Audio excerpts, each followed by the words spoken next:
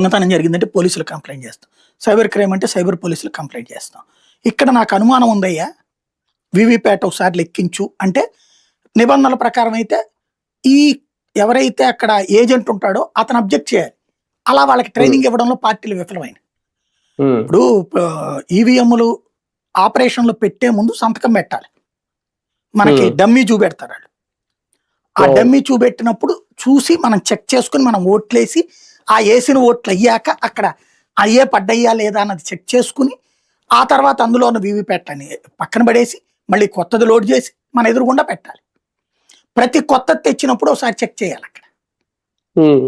అది ఏజెంట్కి అవగాహన ఉండాలి. ఇప్పుడు ఉన్నోళ్ళందరూ 500, 1000, 2000 చేతులు ఇచ్చి డబ్బులు ఇచ్చి కార్యకర్తే, కానీ టెక్నాలజికల్ అవగాహన లేనోళ్ళు వీళ్ళంతా. ఇవాటికి కూడా రాజకీయ పార్టీలు చేస్తున్న తప్పదే. అదే ఎన్నికల సంఘం తరపున ఒకవేళ ఎవడన్నా మోసం చేయాలనుకుంటే ప్రయోజనం. అది టెక్నాలజికల్ గా చెక్ చేసిన తర్వాత ఆ ఈవీఎం కాకుండా వేరేది పెట్టారు అంటున్నాడు ఈయన. ఏజెంట్లు నిద్రపోతున్నారా?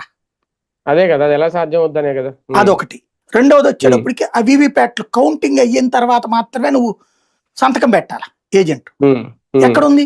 లేదు. వెంటనే ఎలక్షన్ పిటిషన్ వేయాలి కదా. వీళ్ళ తరపున 3-4 ఎలక్షన్ పిటిషన్ వేసి ఈ లోపు మళ్ళీ వాళ్ళు పార్టీనే మారిపోయారు. బాలినేని లాంటి. వాస్తవంగా ఎలక్షన్ పిటిషన్లు విత్ ఇన్ ఇమ్మీడియట్ గా పడిపోవాలి.